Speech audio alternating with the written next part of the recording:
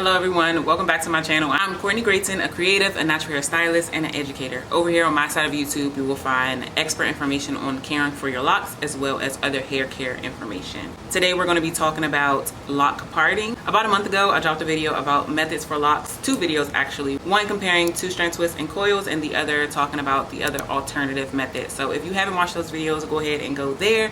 And then this video is going to be all about the different types of parting. We're going to talk about 5 different types today. The first is brick, then we're going to talk about diamond parting, C-shaped, natural and organic parting, and then grid parting. So definitely stay tuned if you are a little confused about the parting style that you want, and I'm sure by the end of this video you'll have a lot more insight into the best one for you. The first 3 that I'll be talking about really help to give the illusion of volume. So the method in which they're done allows the lock above to fall on top of the part below it. Keep in mind that the more exposed your parts are, the less full it'll look. So first we're starting with brick. Brick is probably the most common because a lot of people love very clean parts. If done correctly, they can look super clean. I am a stickler about my parting, so brick is one that I love to do, and I'll insert some pictures of my brick parting lock starts. So with brick, it literally looks like bricks. When the person is doing it correctly, it will look less like a grid. Again, the part above it to kind of fall within the middle of the brick below it. I'm hoping this makes sense, but I'll definitely include some pictures for reference. Like I said, it is the most common. One thing to keep in mind about brick that I love to tell my clients when they're choosing between the two is that your parts will shift over time. As you're going to one loctician, you may switch to another loctician, you may switch to doing it yourself. To keep your parts exactly how they were when you first started the first day is kind of hard. Sometimes maybe a year or 2 into your lock journey, your lines won't be as straight as they were. And that doesn't mean that they look bad or that it's a negative thing, but you know, I'm always going to tell you the real. So it's one thing to keep in mind. In my experience, C-shape, which I'll be getting into very shortly, is the most adaptable when it comes to that. If you can imagine, your hair is growing out in between retwists, and so sometimes you have to go in and kind of recreate parts, especially if there's any breakage or anything, and so just naturally your parts will begin to shift over time. I'm going to talk about diamond, which is actually commonly requested for me. I just don't do it. I've taken a class on diamond parting, and something about my perfectionism doesn't allow me to really enjoy doing diamond parting because our head is not shaped like a diamond. So getting every single part to look like a diamond is impossible, to be honest. So some of your parts are going to look like diamonds, some of them are going to be triangles, and so it really makes me slow down because I'm trying to get everything to be perfect, and it's just not going to be that way. I'm sure if you kind of go back into any of the pictures you may have saved or videos that you've saved online of diamond parting, you don't typically get a full 360 view because either the back is perfect or the front is perfect, and then somewhere in the middle or the front or whatever, the parts kind of get a little wonky, and that's just natural. So if you want diamond and you love the look of it, which I actually love the look of diamond, again, I just don't do it myself, you have to know that not all of your parts are actually going to be diamond. A diamond is another parting method where locks tend to fall between each other and give a really full look. So actually the woman that I took the diamond parting class from does mostly diamond parting, and she actually has a lot of clients with like thinner hair or hair that's just not as dense, and so they love to get the diamond parting because it'll give them a lot fuller look, especially if you're getting smaller locks paired with diamond.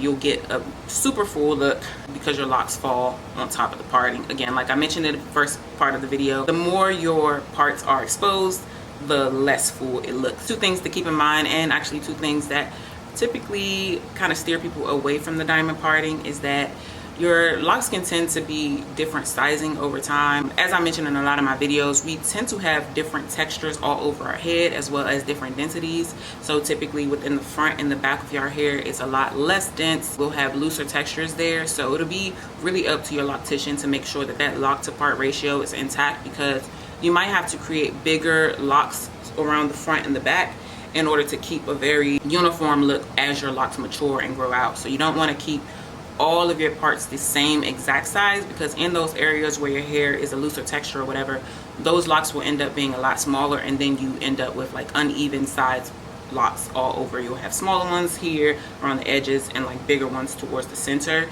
So it'll be really up to your loctician to examine your hair texture, your density as it changes around your head, and adjust your parting that way. And then the other part about diamond is that typically your styling is a little limited. So I have 2 clients with diamond parting, and when we're doing our barrel twists or our 2-strand twists, whatever, we typically have to do them in a certain direction in order for them to actually look right. You know, going straight back on diamond parts doesn't necessarily look the best all the time, and so your styling can typically be limited. I would suggest that you look up parting and styles with diamond to see what people are doing and the different options that you can do, and if the styling is not enough variety for you, then you might want to go with something like brick or C-shape, where the styling is a lot more versatile. Obviously you'll have locks all over your head, so you can do any style you want, but in my experience, not every style that is done on like brick or C-shape looks good with diamond parts. It's really up to you. It's all up to preference. You don't want to get your hair fully locked and now you have diamond parts, but you don't really like the style options that you have. So check out some style options online before you start, and just make sure that it's in line with what you want your locks to look like down the line. Next, we're going to talk about C-shape, which is actually becoming a lot more common amongst my clients. I think it's because, again, like I mentioned, I'm a perfectionist, so I really try to get my C-shapes to be like perfect circles, and so they look super clean and neat. Just like the diamond and the brick, your locks tend to fall between each other, so it gives a lot fuller look. And with C-shape, it's a lot more adaptable. So like I mentioned with the brick, that your parts will shift over time. That's the same with any parting style you do. But with C-shape, I've noticed that it can be a lot more adaptable. So I've had some clients who may have gotten their hair started and then experienced some postpartum shedding or any other type of breakage, and with the C-shape, I'm able to go in and create a new part and not have it look as if it's a new part. So sometimes with brick parting, creating a new part after your hair is grown out, you really have to wait a while in order to get it very clean and seamless with the rest of your parting, whereas with C-shape, you can create new locks immediately because you just need to create like another C-shape that kind of blends in with the others. I hope that makes sense. But I've noticed that C-shape still looks really, really good as those parts shift, or as, you know, as you go through your lock journey and have whatever changes that you have, and easy to manipulate to still get that clean look.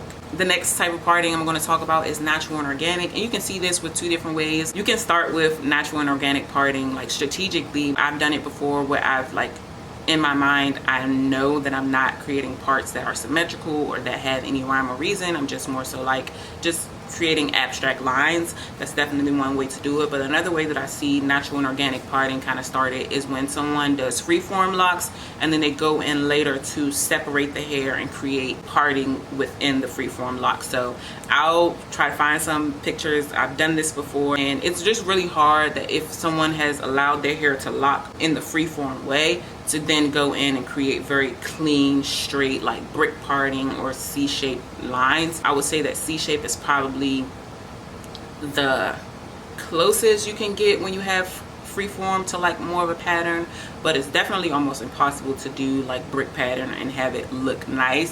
When you're saving pictures online and inspiration pictures for styles, they are typically done with like very clean lines and everything. But when you have natural and organic parting and your parts are just kind of like all over the place, nothing wrong with that, but they're kind of all over the place, it's hard to get a more symmetrical style if your parts aren't symmetrical.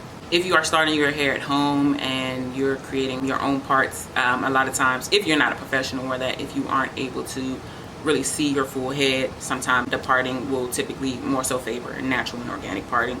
I have had a couple clients who started their own hair like during quarantine. They twisted their hair into 2-strand twists or coils and then just allowed it to lock that way. A lot of them have the natural and organic parting because they weren't able to create very clean lines for brick or, you know, circles for the C-shape. And then the last parting style that I want to mention is the grid parting. I typically only see this on micro locks or sister locks. I haven't seen grid on anything else. Some wigs sort of kind of give a grid, but it's more so like, I would consider that more so brick. And the reason it's called a grid is obviously because you're trying to get it as close to squares, perfect squares as possible. I started micro locks last year, and I'll insert a video of that where she had a very perfect grid. I took hours and hours and hours to get her parts to look as close to squares as possible. But the grid, the locks more so fall on top of each other as opposed to in between, and again, that exposes the parts. I've also started micro locks that are not a grid. It's not to say that all micro locks have grids, but the majority of them